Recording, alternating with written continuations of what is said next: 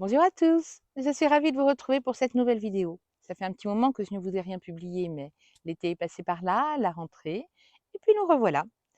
Je vous propose une vidéo aujourd'hui sur l'ancrage. On sous-estime beaucoup les conséquences d'un mauvais ancrage sur notre vie quotidienne. Donc j'espère vous en faire prendre conscience à travers cette vidéo pour vous aider à mieux vous épanouir et mieux vous réaliser. L'ancrage consiste à être pleinement dans le moment présent, l'ici et maintenant, tout en prenant conscience de son corps physique et en étant en parfaite harmonie avec tout ce qui nous entoure. Ah, vous voyez, aujourd'hui, je suis dans la forêt. Donc être en harmonie avec ce qui m'entoure, c'est facile. Au quotidien, suivant ce que l'on vit, suivant là où on est, ça peut être un peu plus compliqué.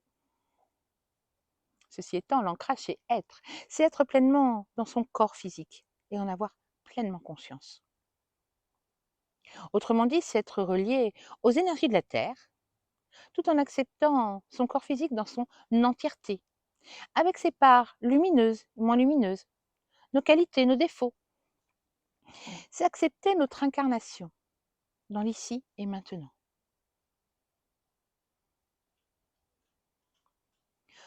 On s'ancre également à la Terre pour faire descendre les énergies divines, les énergies de la source dans la matière, dans la densité. D'où la nécessité d'être parfaitement aligné avec soi-même. Donc on s'aligne à la verticale, mais également à l'horizontale. La verticale, c'est l'esprit, l'âme, le corps. Et les trois sont reliés par notre fil de vie, notre fil d'or et d'argent. L'esprit, c'est notre énergie source, c'est d'où l'on vient. L'âme, c'est notre moi supérieur et notre corps. À l'horizontale, nous avons à droite le masculin, notre position dans le monde, le je fais, nos actions. À gauche, le féminin, c'est tout ce qui est notre intériorité, ce qui est à l'intérieur de nous, le je suis, nos émotions. Tout ça se rencontre à l'intérieur, au milieu, notre enfant intérieur, l'enfant du ciel et de la terre, notre création. C'est comme ça que l'on peut se réaliser pleinement dans l'instant présent. Saisissez-vous l'importance d'un bon ancrage. Une personne insuffisamment ancrée va manquer de confiance en elle, va se sentir en insécurité. Elle sera déstabilisée par tout changement, tout imprévu, angoissée. Et ce manque de stabilité l'empêche de se réaliser pleinement dans sa vie, dans son quotidien. Alors qu'un bon ancrage apporte un sentiment de sécurité. Une personne suffisamment ancrée a confiance en elle. Elle se sent stable, pleine d'énergie. Elle déborde d'énergie. Elle ne ressasse pas le passé. Il est passé. Elle ne s'angoisse pas pour l'avenir. Elle est pleinement dans l'instant présent, dans l'ici et maintenant. Elle ne se laisse pas dominer par ses émotions ou par tout événement extérieur. Non. Elle s'adapte aux changements, aux imprévus. Elle prend des décisions, fait des choix. Elle se positionne. Elle prend sa place dans sa vie. Une personne suffisamment ancrée à la terre a confiance en elle, suffisamment confiance en elle et en la vie pour prendre son pouvoir personnel et sortir de tout schéma de victimisation. Si vous ne savez pas ce que c'est que la victimisation, je vous invite à voir ma vidéo sur le triangle de Karpman. Je vous mettrai le lien dans le descriptif de la vidéo. Mais en attendant, comment s'ancrer? Nous avons plusieurs corps et donc plusieurs niveaux d'ancrage. Nous allons regarder nos corps les plus denses. Nous avons d'abord notre corps physique, celui que l'on touche, que l'on palpe. Si nous ne sommes pas suffisamment ancrés avec ce corps physique, on tombe, on trébuche, on se fait mal. Alors que si nous sommes bien ancrés, nous avons bien les pieds sur terre. Nous marchons droit. Nous avons ensuite notre corps éthérique. C'est l'enveloppe énergétique de notre corps physique. Vous pouvez la sentir sur votre bras comme ça. À quelques centimètres de votre bras, vous pouvez sentir en mettant votre main une résistance. Et là, vous sentirez votre corps éthérique. Si pas bien ancré, on va sentir de la fatigue, une baisse d'énergie, on va perdre nos énergies. Lors de méditation, on aura du mal à descendre dans la terre, à voir nos racines. Ces difficultés sont souvent liées à des croyances limitantes et symboliques. La terre, c'est sombre, c'est la noirceur. C'est là qu'on enterre nos morts. Pour rééquilibrer l'ancrage du corps éthérique, c'est important de recontacter la terre, de marcher pieds nus dans l'herbe, d'enlacer un arbre, ou de méditer en les voyant, nos racines qui descendent jusqu'au centre de la terre. Puis après, nous avons l'ancrage émotionnel, en lien avec notre corps émotionnel. C'est là où circulent, où logent nos émotions. Vous savez qu'un choc émotionnel peut nous déstabiliser et donc nous désancrer. Ce qu'il faut comprendre, c'est que nous ne sommes pas nos émotions, ne nous identifions pas à elles. Nos émotions, ce sont les messages de notre âme, c'est notre âme qui nous parle. Donc laissons-les passer, écoutons, écoutons les messages, laissons nos émotions entrer dans notre corps, observons-les, accueillons-les, entendons-les, puis laissons-les repartir. Si nous nous sentons tristes, nous avons besoin d'être cajolés, cajolons-nous. Si nous sommes en colère, c'est que nous ne nous sentons pas entendus, pas reconnus. Exprimons-nous.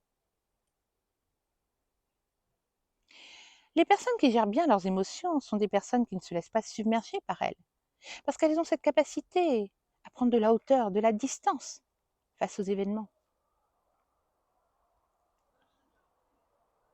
Nous avons ensuite l'ancrage mental, qui est en lien avec notre corps mental, et c'est cette capacité à matérialiser, à rendre réel dans la matière, dans la densité, tous nos projets, toutes nos envies.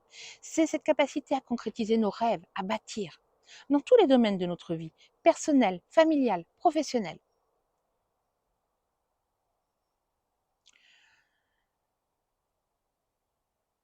Pour cela, on a besoin d'être pleinement dans le moment présent. Et le désancrage de ce corps mental peut être souvent dû à des événements douloureux ou traumatiques qui font qu'on sort de notre corps. C'est un moyen de protection courant. Mais la difficulté après est de revenir dans ce corps en étant parfaitement aligné.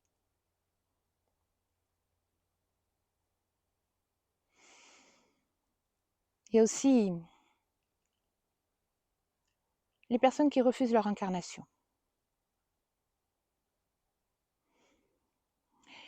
Elles ont une vie trop violente, trop compliquée, trop de souffrance. Elles ont du mal à être dans l'ici et maintenant, dans le présent. Elles ont du mal à se positionner. Elles changent tout le temps. En fait, elles ne trouvent pas leur voie. Elles ont besoin d'un réel travail sur elles-mêmes. On a besoin de redescendre dans notre psyché pour établir un ancrage dans le corps mental. On a besoin d'aller s'observer soi-même. C'est un réel engagement, une réelle volonté qu'il faut avoir de descendre à l'intérieur de soi, d'aller à sa rencontre pour pouvoir libérer toutes nos blessures et revenir au moment présent. C'est une observation de nos pensées, car ce sont nos pensées qui nous décentrent du présent. La guérison, c'est ici et maintenant. Le temps de la libération, de la guérison, de l'action, c'est le présent. Ne l'oublions pas. Et tout passe par le cœur, en soi. C'est aller à l'intérieur de soi pour apprendre à s'aimer dans son entièreté. Il faut le décider, il faut le vouloir, il faut s'engager envers soi-même pour descendre à l'intérieur de soi et reprendre son pouvoir personnel. Souvenez-vous, je vous le disais au début de la vidéo, on s'ancre à la terre pour faire descendre les énergies divines dans la matière. Et tout ça, ça se passe à travers le cœur. L'ancrage mental, c'est la rencontre entre les énergies cosmiques de la source et les énergies telluriques. Tout se passe au niveau du cœur, qui est notre quatrième chakra, le chakra du milieu. Nous avons le premier chakra, au niveau du pubis, le chakra de l'ancrage, celui qu'on travaille, le chakra émotionnel, le deuxième, le plexus solaire, le chakra du cœur, le chakra de la gorge, le troisième œil et le chakra coronal. Alors, on a un petit peu plus de chakras, mais au niveau de notre corps physique, ce sont ceux-là les principaux, qui nous permettent un bon alignement. Donc tout se passe au niveau du cœur. Il nous permet de reprendre notre vie en main, d'agir, de concrétiser les choses. C'est un véritable travail d'introspection que d'aller libérer nos blocages, ces blocages qui empêchent les énergies de circuler. Alors, au quotidien, on peut l'entretenir, cet ancrage. On peut l'entretenir de plusieurs façons. Déjà, en se reconnectant à la nature. On peut jardiner, faire de la poterie, de la menuiserie. On peut manger les racines, les pommes de terre, les carottes, les navets, les betteraves. Tous ces légumes qui ont poussé dans la terre ont l'énergie de la terre. Et nous intégrons cette énergie en les mangeant. On peut également manger des fruits ou des légumes rouges, la couleur de notre premier chakra racine. Les tomates, les fraises, les cerises, les poivrons rouges. Les couleurs ont une vibration et nous intégrons cette vibration en les mangeant. Tout comme nous pouvons nous habiller de rouge, nous entourer de rouge. On peut également s'aider de minéraux, la cornaline, le jaspe rouge, la tourmaline. On peut également faire du sport, de la danse, pour recontacter notre densité, notre corps, être pleinement en lui, en accord avec lui-même. Et puis on peut méditer, marcher en conscience. Toutes les activités en conscience vont nous aider à nous ancrer et à maintenir un bon ancrage.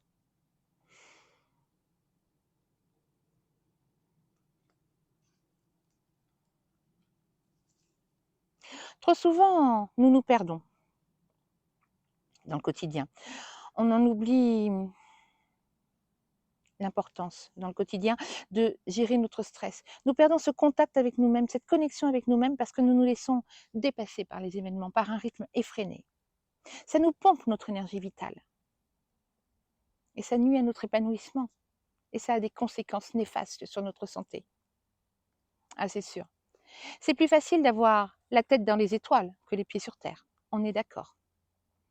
Mais tout est équilibre, la vie est équilibre et on a besoin de cet équilibre des différentes énergies, de cet équilibre également avec soi-même et en soi-même.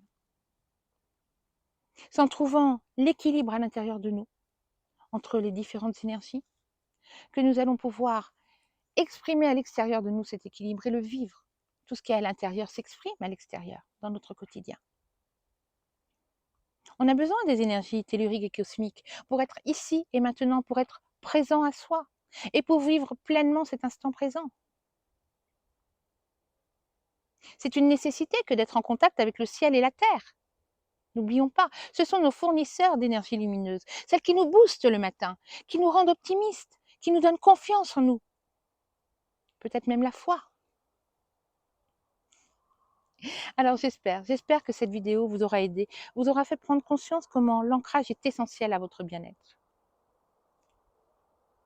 N'oublions pas, les énergies circulent, la vie est énergie et rien n'est permanent. Pour vous aider, je vous proposerai prochainement une nouvelle vidéo, mais ce sera une méditation sur l'ancrage. Je pense la poster d'ici une dizaine de jours. Mais n'oubliez pas, il faut du temps et de la pratique pour changer vos schémas de pensée, votre fonctionnement. Et c'est au fur et à mesure de votre guérison que vous remarquerez que vous évoluez pour votre plus grand bonheur.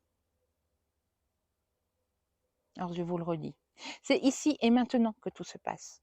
C'est ici et maintenant que vous créez demain, que vous créez votre vie future. Alors, permettez-vous, osez aller à l'intérieur de vous, vous rechercher pour rayonner pleinement au quotidien. Osez faire ce choix d'aller vers vous-même, d'aller à votre rencontre, pour pouvoir vous aligner correctement et être ancré, pour prendre votre vie en main et vous réaliser pleinement. Je vous remercie d'avoir regardé cette vidéo jusqu'au bout. Si elle vous a plu, n'hésitez pas à mettre un pouce. Je reste à votre disposition. Si vous avez besoin d'un soin pour un ancrage et après l'entretenir vous-même, ou si vous avez besoin d'un accompagnement pour aller à votre rencontre à l'intérieur de vous-même. D'ici ma prochaine vidéo, prenez bien soin de vous et je vous dis à très bientôt.